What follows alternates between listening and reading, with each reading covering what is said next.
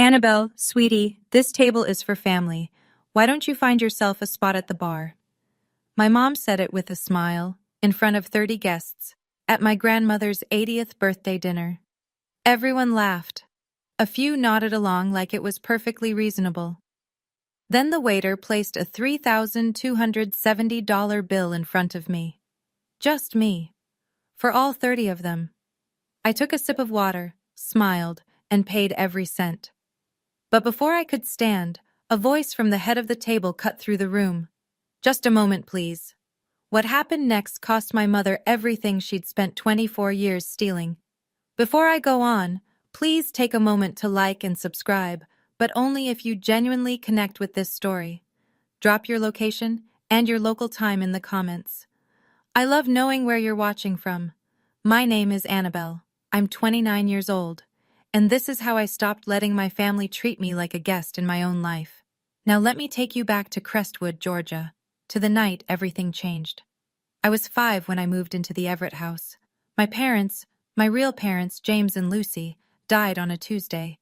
A pickup truck ran a red light on Route 9 and hit them head on. I was at daycare, finger painting a lopsided sunflower. By the time they found me, I was an orphan. Richard Everett was my father's older brother. He insisted on taking me in. His wife, Diane, did not insist. I learned that early. Kyle and Madison, their biological kids, had bedrooms upstairs, matching bedspreads, glow-in-the-dark stars on the ceilings, nightlights shaped like animals. My room was in the basement, next to the washing machine. It had a window the size of a shoebox, and some nights the dryer would kick on at 2 in the morning, and I'd lie there listening to it thump like a second heartbeat. Diane never hit me. She was smarter than that. Her cruelty lived in small omissions, the kind no one sees unless they're the one being omitted. 3 plates on the table instead of 4. Oh, Annabel, I keep forgetting. Grab one yourself. Family photos on the mantel, on the stairwell, on the Christmas card. Kyle grinning, Madison in pigtails, Richard with his arm around Diane. I'm in none of them. When I was 8, I asked why. Diane looked at me like I'd asked why the sky was blue. Those are family portraits, Annabel. She said it gently. That was the worst part. The neighbors thought she was a saint. That woman took in her husband's niece, gave up everything. I heard it at church, at the grocery store, at school pickup. What I didn't know, what I wouldn't know for 24 more years, was that my parents hadn't left me with nothing. They'd left me $600,000, and Diane had spent every cent. By 16, I understood the rules. Kyle got a car for his birthday, a used Camaro, but still. Madison got braces, a violin, summer camp in the Blue Ridge Mountains. I got the employee discount at Hank's Grocery on Route 12, where I stocked shelves 3 nights a week to pay for my own school supplies. The year Kyle left for college, I asked Richard if there was money set aside for me too. We were in the garage. He was sorting wrenches, not looking at me. I'll talk to Diane, he said. Diane's answer came at dinner. College isn't for everyone, Annabel. You're good with your hands. Kyle's tuition was $80,000. I know because I saw the check on the kitchen counter, written out in Diane's handwriting, and I remember thinking that was more money than I could imagine. I didn't argue. I applied to the community college nursing program on my own, took out federal loans, and worked double shifts at Hank's every summer. The thing about holidays was the photos. Every Thanksgiving, every Christmas, Diane staged her perfect family portrait in front of the fireplace. She'd hand me the camera. You're the best photographer in the house, Annabel. So I'd frame them. Kyle in his college hoodie, Madison with her new earrings, Richard stiff in his flannel, Diane beaming in the center. And I'd press the shutter button and the flash would go off, and the image would freeze them exactly the way Diane wanted the world to see them. A complete family. I wasn't in a single one. But there was one person in that family who never forgot me. One person who set a place for me every single time, without being asked. Eleanor Everett was 80 years old, 5'2", and the only person in that family who made me feel like I had a right to breathe. She was Richard's mother, a retired school teacher with a kitchen that always smelled like cinnamon, and a voice that could silence a room without rising above a whisper. Every Sunday, Eleanor picked me up at 9 sharp. We'd drive to her cottage on Maple Hill, and she'd teach me how to bake, apple crumble, buttermilk biscuits, peach cobbler from scratch. While the oven hummed, she'd tell me stories about my father. James had your eyes, she'd say, rolling dough with flour-dusted hands. And your mother, Lucy smiled like sunshine after rain. You have that same smile, Annabel. I'd hold those words like coins in my pocket, turning them over during the long nights in the basement room. Diane hated my Sundays with Eleanor. She's 80 years old, Annabel. You're wearing her out. She's fragile. Don't bother her with your problems. Maybe skip this week. She needs rest. I always went anyway, until the year Diane told me if I kept making trouble, she'd tell Eleanor I didn't want to come anymore. I was 14. I believed her. So I started asking permission first, and permission was not always granted. One Sunday, just before I turned 17, Eleanor said something I didn't understand. She put down her rolling pin, looked at me with eyes that were sharp and sad at the same time. Your parents loved you enough to plan ahead, Annabel. Don't ever forget that. I nodded like I knew what she meant. I didn't. Not for another 12 years. But Eleanor knew exactly what she was telling me, and she was already making plans of her own. Fast forward to now. I'm 29, a registered nurse at Crestwood Community Hospital, living alone in a one-bedroom apartment above the laundromat on Cherry Street. It's small, it's loud on wash days, and it's mine. Eleanor's health has slowed in the past year. Her knees ache, she gets winded on stairs, but her mind is a steel trap, and every Sunday I still drive to Maple Hill. The rest of the family knows what Eleanor has. The cottage, her late husband's pension, savings accounts built over 50 years. Somewhere north of $1 million. In a town like Crestwood, that's a fortune. Diane started her campaign around January. Subtle at first. She'd visit Eleanor with flowers from the shop and happen to mention how difficult I'd been lately. How I'd been distant. How I probably only visited for the inheritance. Kyle backed her up at Easter brunch. Grandma, you know Annabelle's not technically family. Legally, I mean. Madison posted Instagram stories. Selfies with Eleanor, captions reading, "Blood is thicker than water," with a heart emoji. She tagged everyone except me. Then came the phone call. A Thursday evening, late March. Richard's name on my screen. He hadn't called me in 4 months. Annabel. His voice sounded rehearsed, tired. About Mom's birthday dinner this Saturday. Maybe it's better if you don't come, for everyone's sake. I held the phone away from my ear, stared at the ceiling. Whose sake, Richard? He paused. It'll just cause tension. You know how Diane gets. I did know. That was the problem. I told him I'd think about it. Hung up. I didn't know then that the phone call was part of something much bigger. A plan already weeks in motion. I called Eleanor the next morning. She picked up on the first ring, like she'd been waiting. Grandma, Richard said maybe I shouldn't come Saturday. Silence. Then. Did he say why? He said it would cause tension. Eleanor's breathing was steady, measured.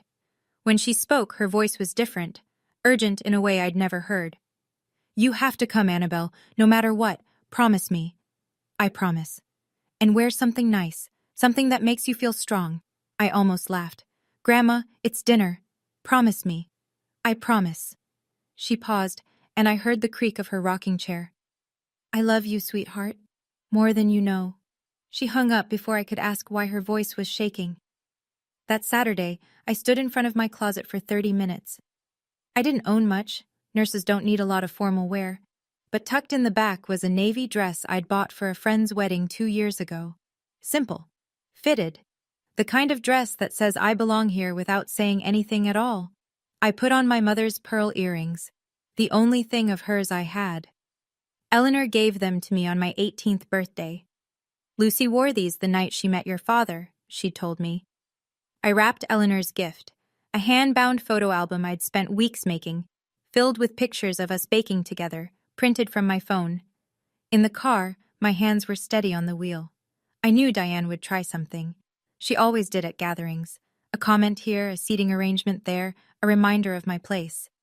But this was Eleanor's birthday. Maybe her last one. I wasn't going for Diane.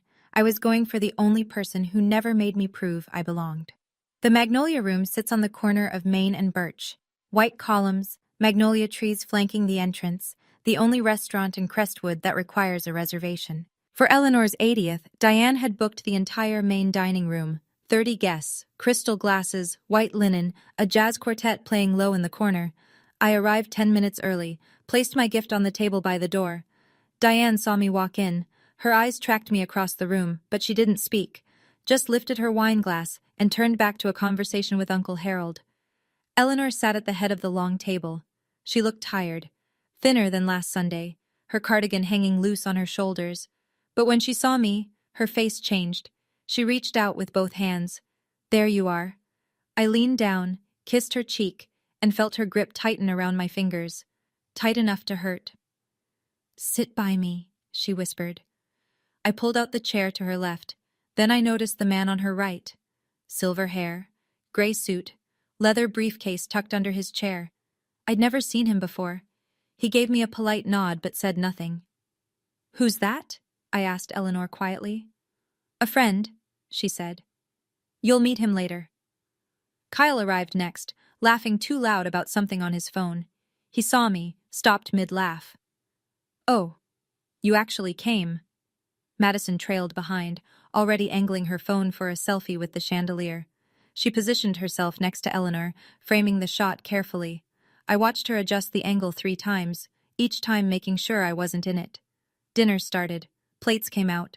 Conversation hummed. Everything felt normal, but in this family, normal was just the overture before the storm.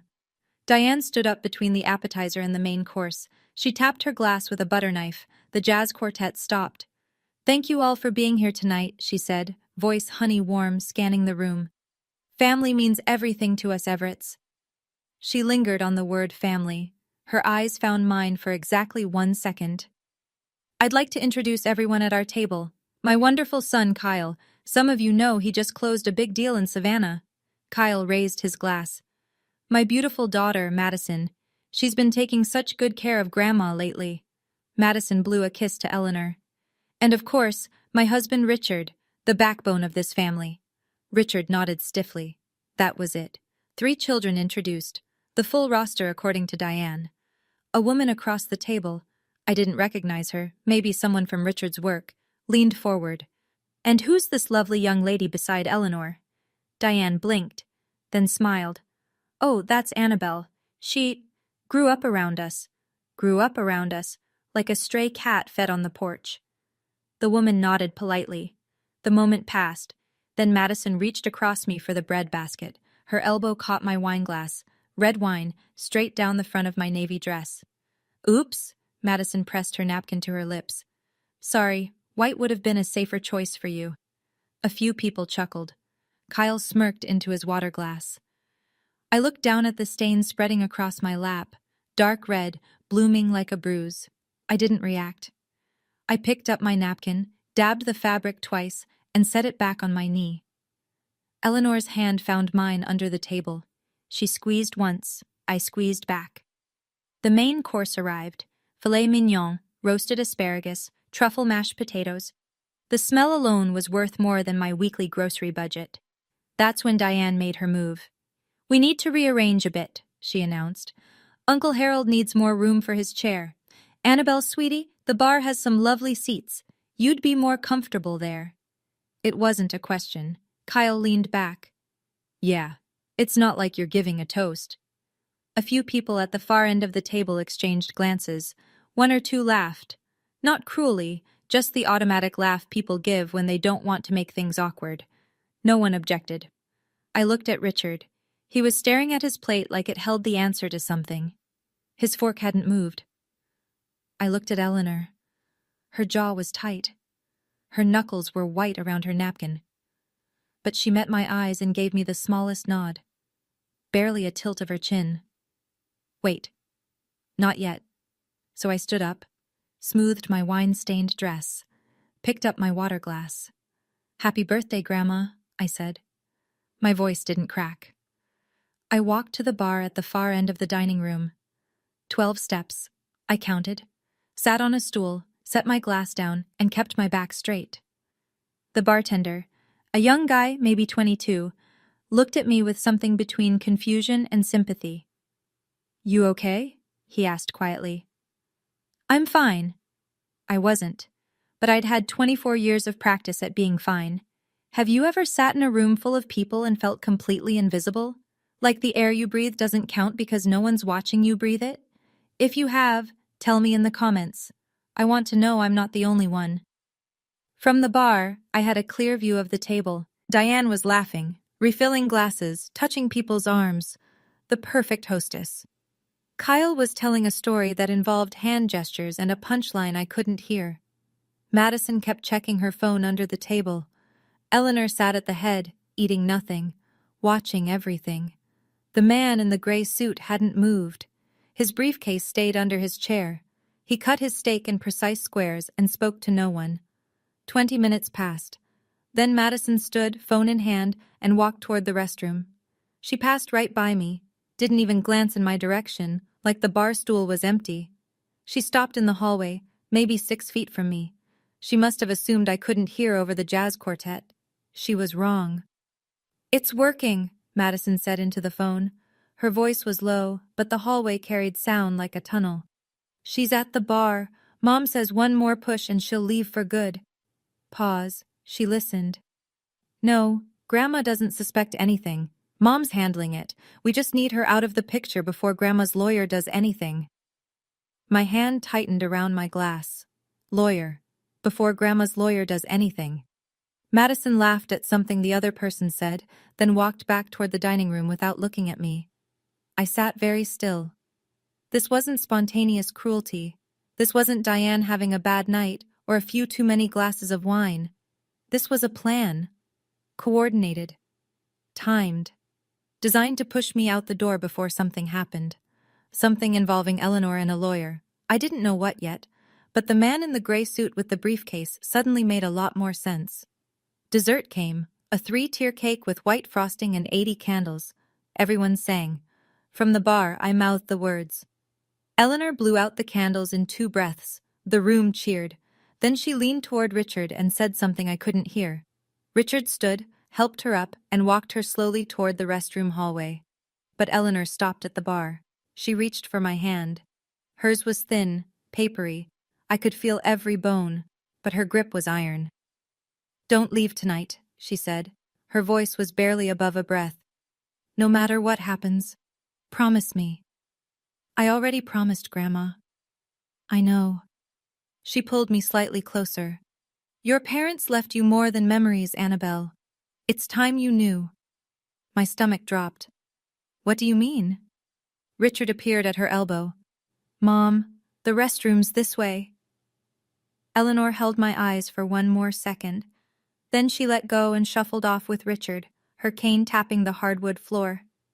I turned on my stool. The man in the gray suit was watching me. Not Diane, not Kyle, me. His expression was unreadable, professional, like a doctor before delivering results. His briefcase sat under his chair.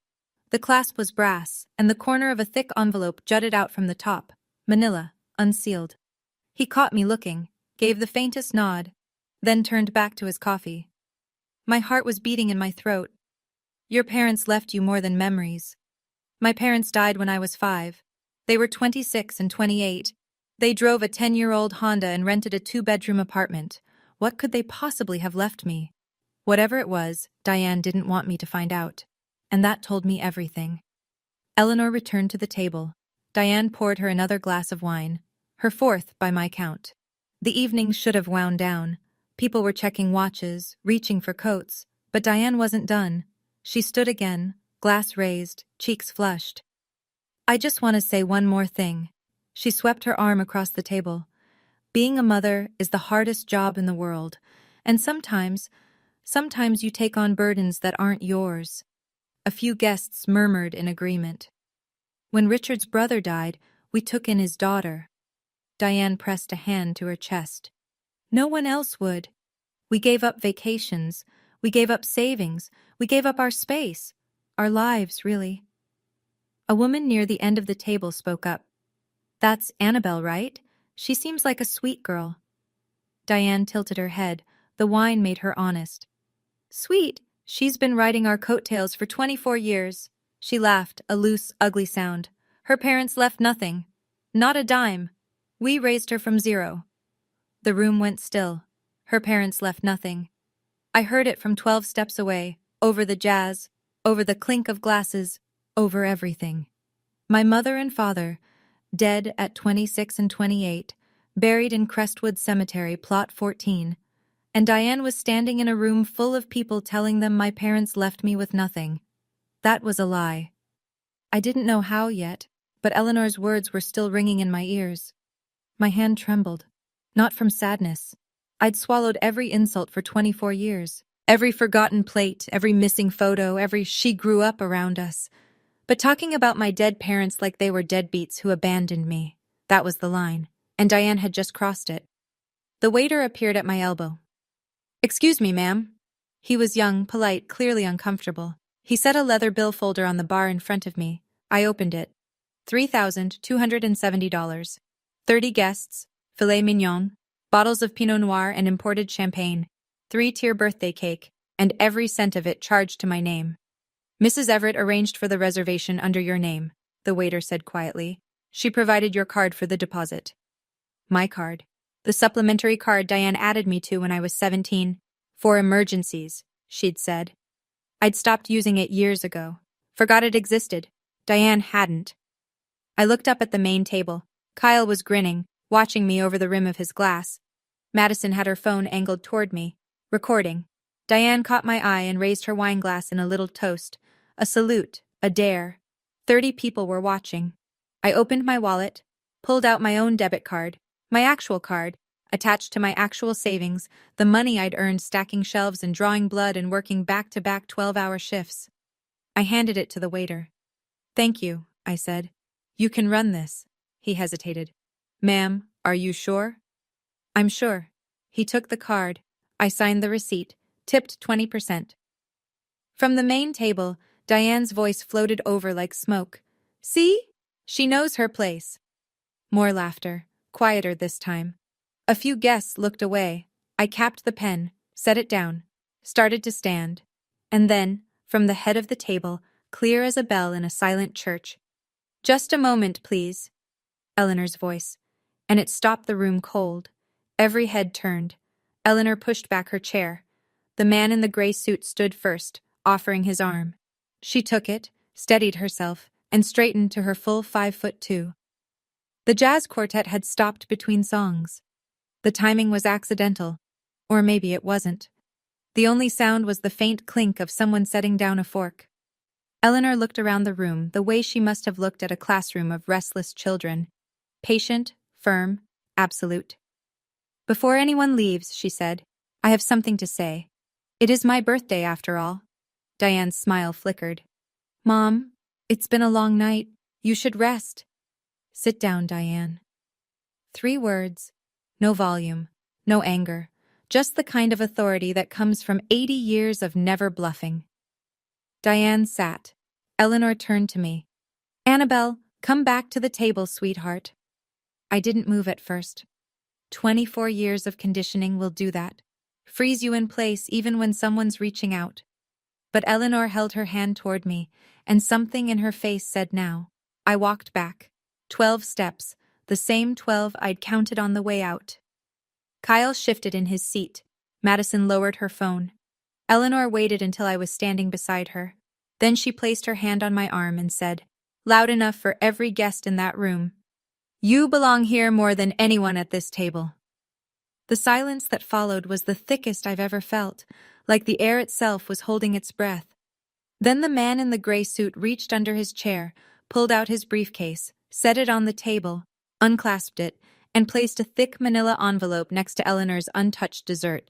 Nobody was laughing now. Eleanor rested one hand on the envelope, the other gripped her cane. "Diane just told this room that Annabel's parents left nothing." She paused. Let the sentence sit. "I'd like to correct that." She nodded to the man beside her. "This is Thomas Garrett. He's been my attorney for 12 years. Thomas Garrett stepped forward, adjusted his glasses. His voice was flat, factual, the kind of voice that reads numbers in courtrooms. "James and Lucy Everett established a trust fund for their daughter, Annabel, in 2001. The principal amount was $600,000. a combination of life insurance payouts and savings. Richard and Diane Everett were named as custodial trustees. The room didn't gasp. This wasn't a movie, but I watched 30 faces rearrange. Confusion first, then math, then slow dawning understanding. $600,000. My parents had left me $600,000. Eleanor's voice cut through again. That money was meant for Annabelle's education, her first home, her future. She looked directly at Diane. Every penny is gone. Diane's face drained of color. Not red anymore. White. The kind of white that comes before a lie or a scream. That's not... She gripped the edge of the table. Mom, this isn't the place for this. Eleanor didn't blink. You chose this place, Diane. You chose to humiliate my granddaughter in this room, in front of these people. So I will set the record straight in this room, in front of these people. Kyle shot to his feet. Grandma, you're confused. You don't know what you're... I have bank records, Kyle. Eleanor's voice was quiet. Final. Sit down. Kyle sat. I couldn't feel my hands. Thomas Garrett opened the envelope and laid a stack of papers on the white linen tablecloth. These are notarized copies of bank statements from the trust account, he said, spanning 18 years. He didn't read every line. He didn't need to. He summarized in the same flat, courtroom voice. $80,000, withdrawn in 2008. Corresponds to tuition payments for Kyle Everett at the University of Georgia. Kyle's jaw locked. He stared at the paper like it might burst into flames. $45,000? 2015.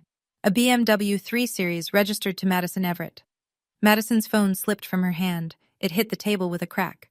$120,000 between 2010 and 2018. Home renovations at 14 Birch Lane. The Everett family home, where I slept in the basement. $95,000, various vacation expenses, Myrtle Beach, Disney World, Lake Tahoe. Places I was never invited. The remaining balance, drawn incrementally over 20 years, personal expenditures by Diane M. Everett.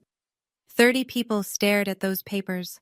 I watched their expressions shift, from polite dinner party neutral to something harder.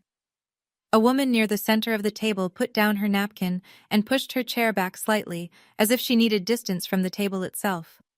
Mrs. Patterson, Diane's closest friend, her church group confidant, looked at Diane with an expression I'd never seen directed at her before. Doubt. Madison's voice broke the silence. That money was for the whole family. It was for Annabel.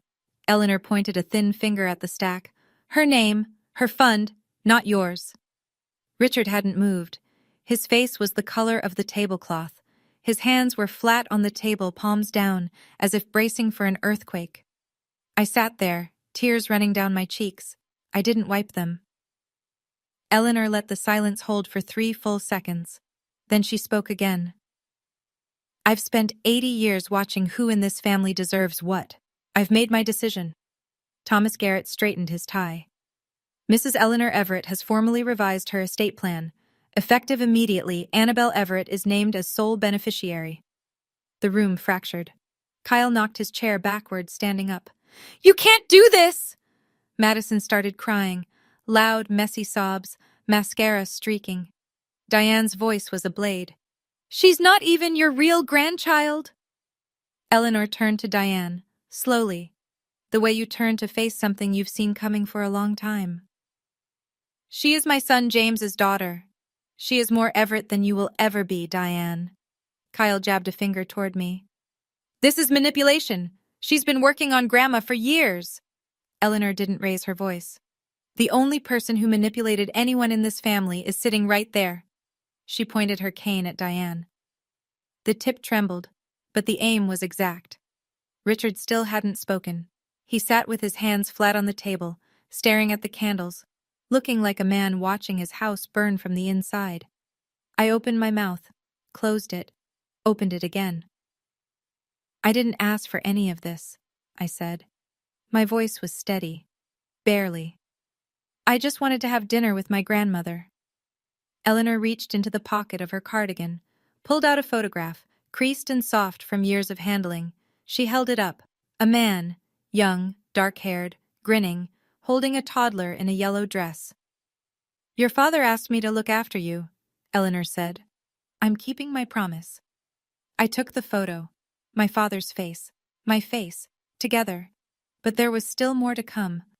Diane shoved her chair back. It hit the wall with a crack that made the bartender flinch. This dinner is over. She grabbed her purse, then spun toward Eleanor. You're clearly not in your right mind. We'll have this thrown out by Monday. Thomas Garrett reached into his briefcase and produced a second document. He set it down like a man laying cards on a table. Mrs. Everett was evaluated 4 weeks ago by Dr. Fiona Reed, board-certified geriatric psychiatrist in Atlanta. Full cognitive assessment. He paused. She is of sound mind. The report is notarized and filed. Diane's mouth opened, closed, opened again. Nothing came out. She turned on me. Her voice was raw, stripped of honey, stripped of everything except venom. You did this. You poisoned her against her own family. I looked at her from across the table, wine stains still on my dress, eyes still wet, hands still shaking. But my voice came out clean. I've been sitting at the bar for 2 hours, Diane.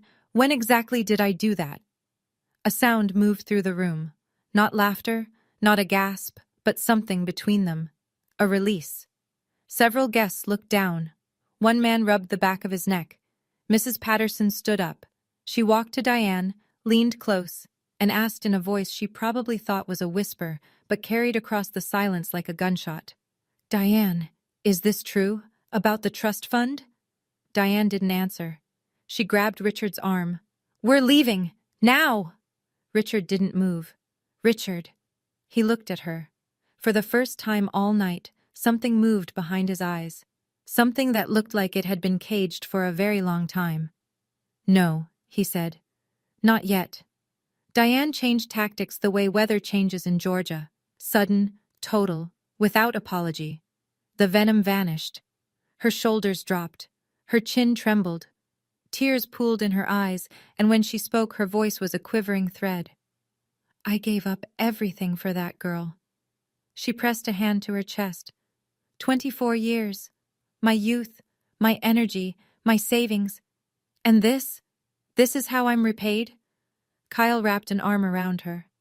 It's okay, Mom. We'll fight this. Diane turned to the remaining guests, eyes glistening.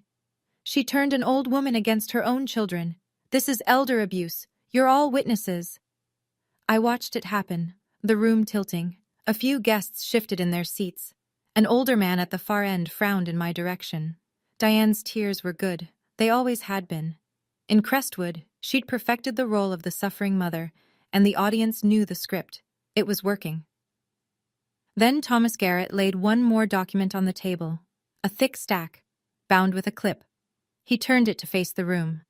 These are notarized bank records, he said, withdrawal after withdrawal from the trust account over 18 years. Each one signed by Diane M. Everett or Richard J. Everett. He fanned the pages slowly. Dates, amounts, signatures, page after page after page. The room turned back. Mrs. Patterson stared at the papers, then at Diane, then back at the papers.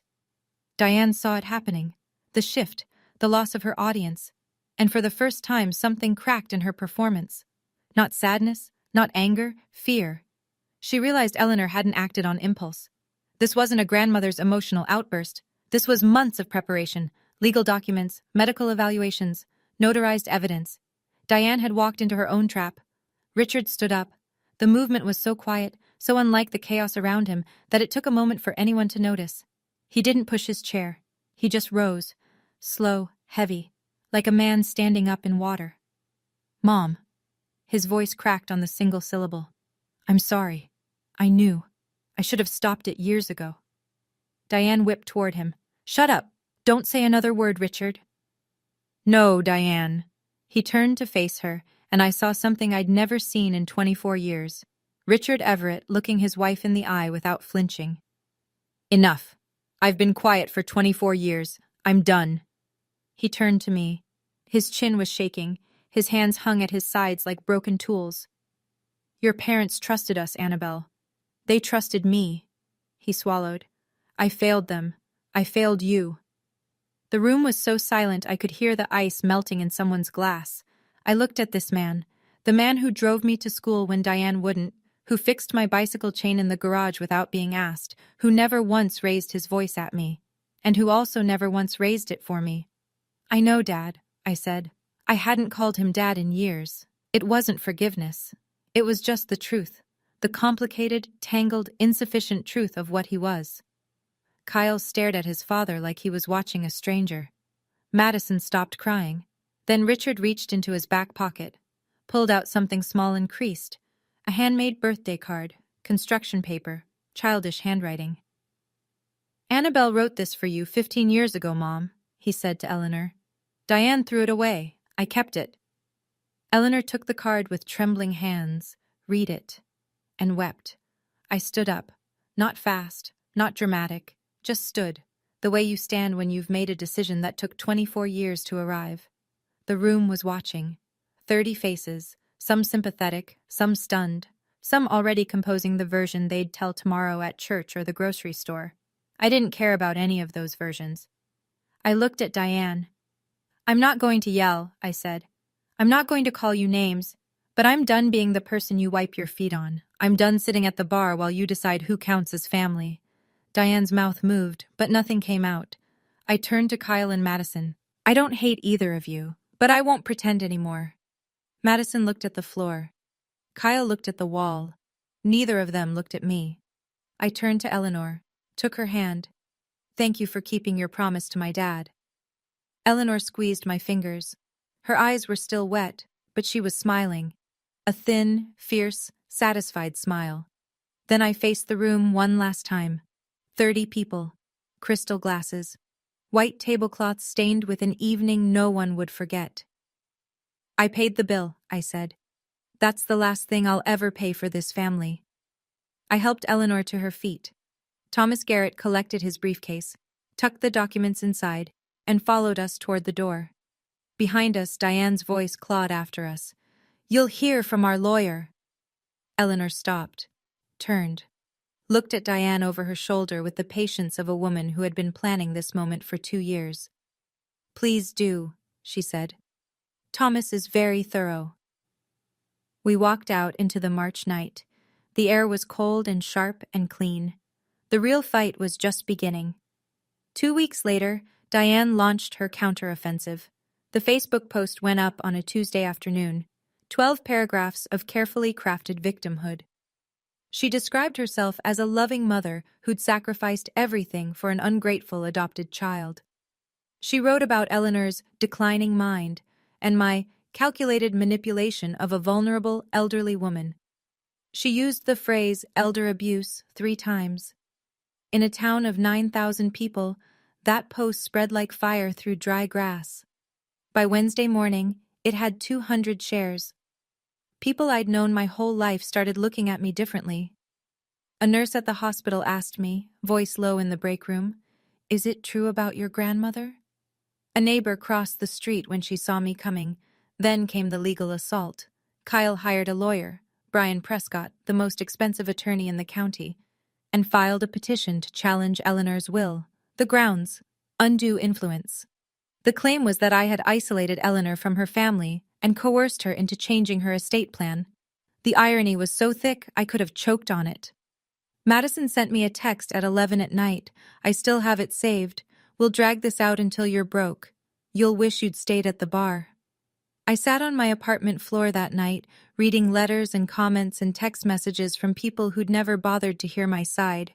My savings account had $31,000 in it, every penny from 6 years of nursing. That wouldn't last long against Brian Prescott's hourly rate. But Thomas Garrett had already prepared for this. Eleanor had already prepared for this. They'd been ready for Diane's war long before Diane knew she was fighting one. Thomas Garrett called me on a Thursday. "We're filing a counterclaim," he said. No preamble. Breach of fiduciary duty. Your parents designated Richard and Diane as custodial trustees. That carries a legal obligation. Every dollar in that fund was required to be used solely for your benefit.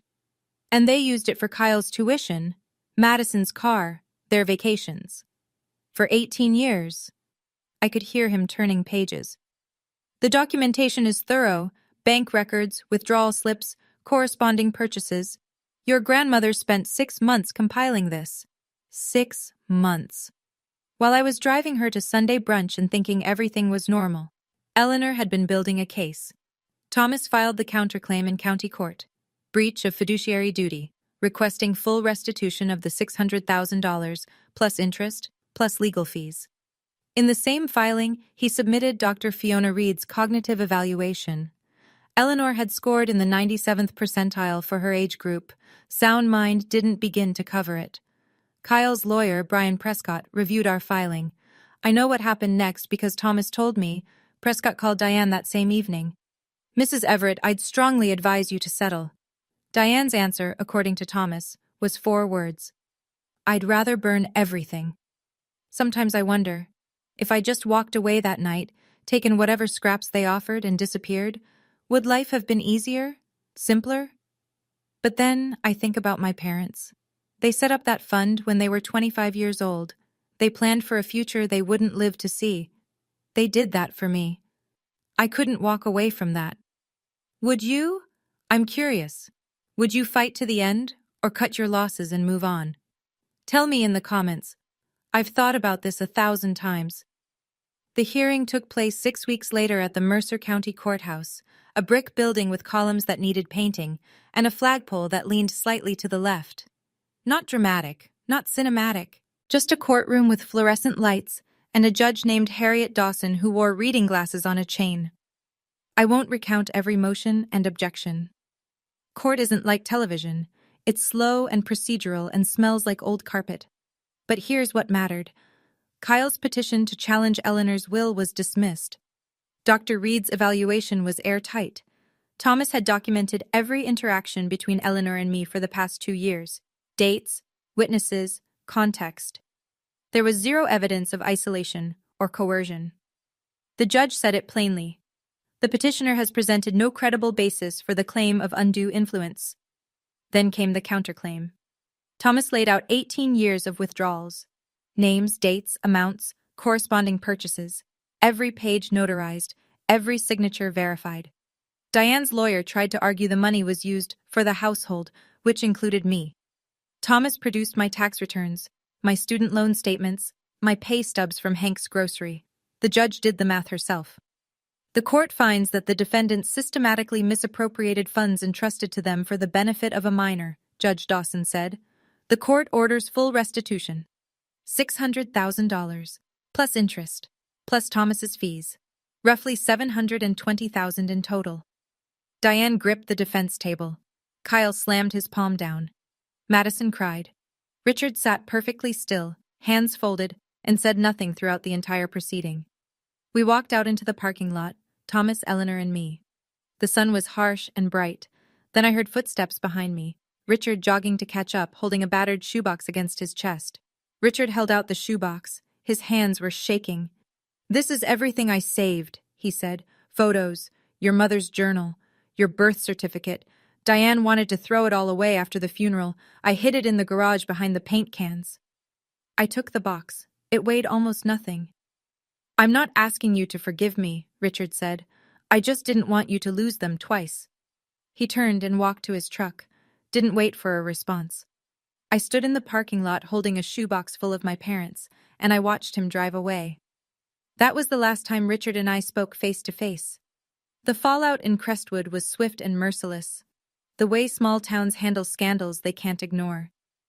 Diane's Facebook post, the one with 200 shares, became evidence of a different story. People reread it through new eyes. The comments section turned. Mrs. Patterson, the church group friend who'd asked Diane about the trust fund at the restaurant, called Diane the following Sunday. I think you should find another church group, Diane. The flower shop on Oak Street, Diane's Petals, the one she'd run for 15 years, lost 1/3 of its customers in a month. In a town that runs on reputation, a court ruling is a scarlet letter. Kyle's real estate firm let him go. His boss didn't cite the case directly.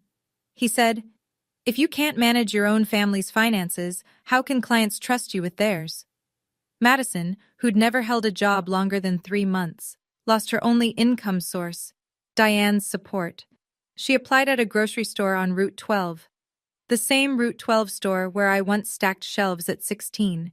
Some things come full circle without anyone planning it.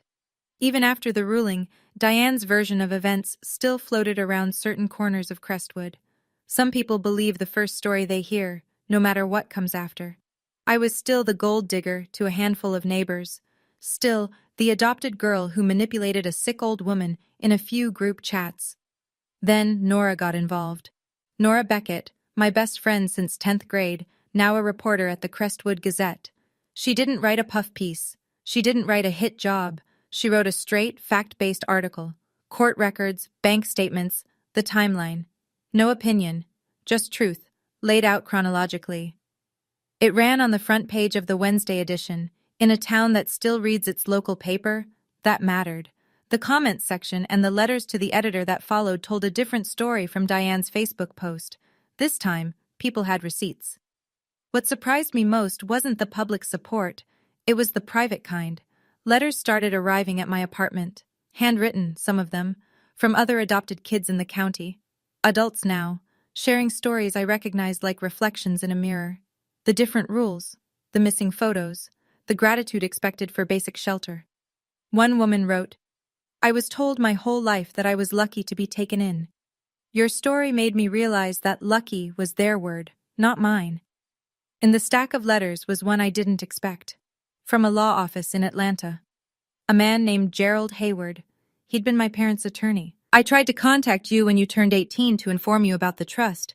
My letters were returned. I believe they were intercepted. I'm sorry I couldn't reach you sooner." Diane had blocked even that. The Sunday after Nora's article ran, I drove to Maple Hill. Eleanor was on her porch, rocking chair moving in that slow rhythm I'd known since I was 5. 2 cups of tea sat on the side table. She always set out 2 cups before I arrived. Always. I sat down. Didn't speak for a while. The dogwood trees in her yard were blooming, white and pink, fragile-looking but tough enough to survive a Georgia spring. "How long did you know?" I finally asked. Eleanor wrapped both hands around her cup. 2 years.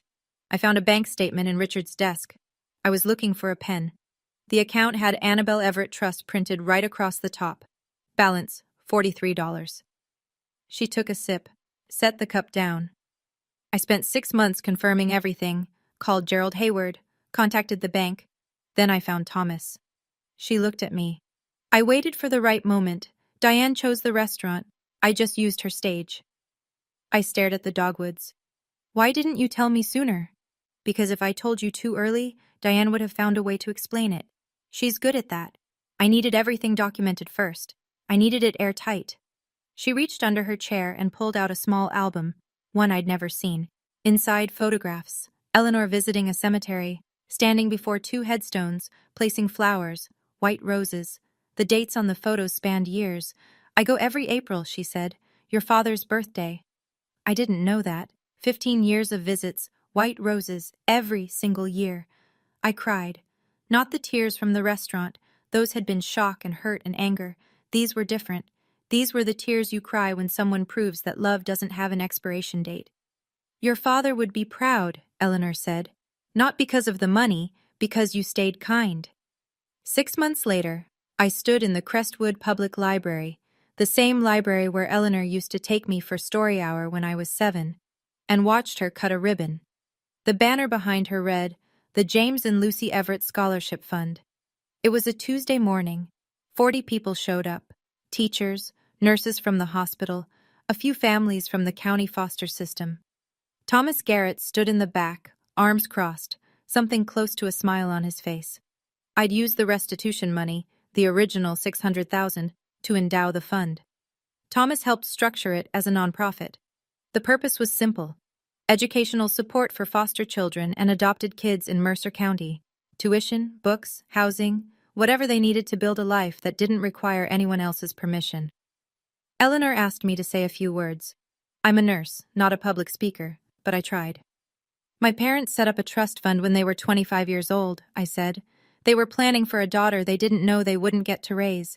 I'm using that money the way I think they would have wanted. To help kids like me."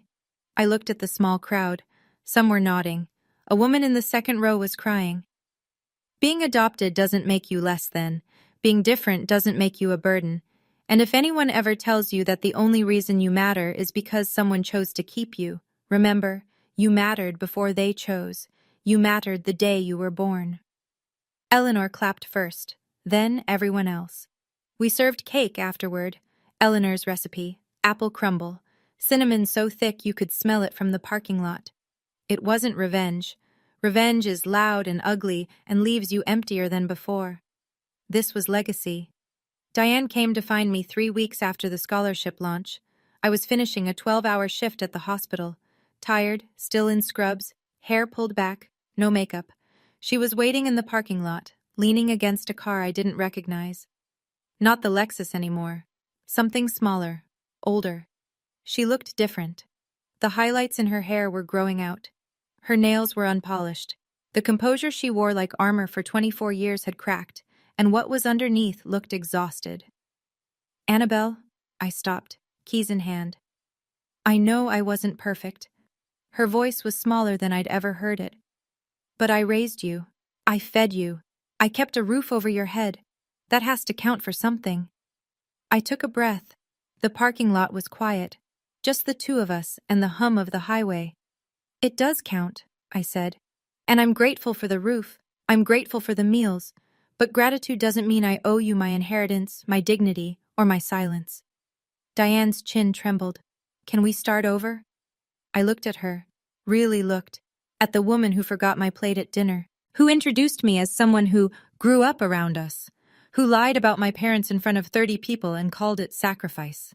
"No," I said, "we can't start over, but I'm not going to take anything from you, and I'm not going to let you take anything from me. Not anymore. That's the boundary." She opened her mouth, closed it, nodded once, small, defeated, and walked back to her car. I watched her pull out of the lot and turn onto Route 12. I didn't call after her. I went inside, clocked in for the night shift, and took care of my patients. Life continues.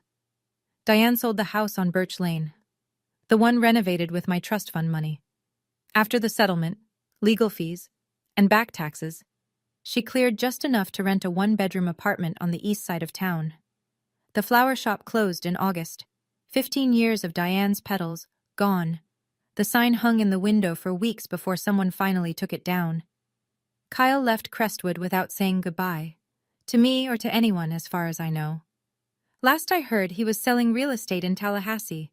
He deleted his Facebook, changed his phone number. Madison got a job at the grocery store on Route 12. The irony writes itself, and I won't underline it. She works mornings. I sometimes see her car in the lot when I drive past. We don't wave. We don't pretend. Richard filed for divorce the month after the court ruling. He moved into the Pinecrest Motel off the highway. He sends me a letter every month, handwritten, on yellow legal pad paper. He doesn't ask for forgiveness. He writes about going to therapy, about the things he should have said 20 years ago, about learning to sit with guilt instead of hiding from it. I read every letter. I keep them in a drawer beside my bed. I haven't written back yet. I don't know if I will, but I don't throw them away. That feels like something. Maybe one day it'll feel like enough.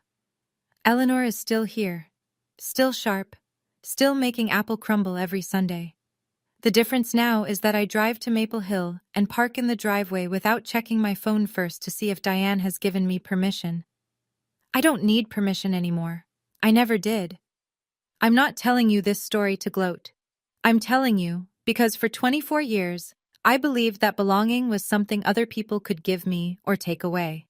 That if I was just quiet enough, grateful enough, small enough, eventually Diane would look at me and see a daughter instead of a debt. She never did. And that was never my failing. It was hers. If you're in a situation like mine, where someone uses the word family like a leash, where gratitude is just another name for control, I want you to hear this. Setting a boundary is not revenge. It's not cruelty. It's not even anger. It's the moment you stop agreeing that you're worth less than they've decided. Boundaries aren't walls. They're doors. You choose who walks through. I still work at Crestwood Community Hospital. I still live above the laundromat on Cherry Street.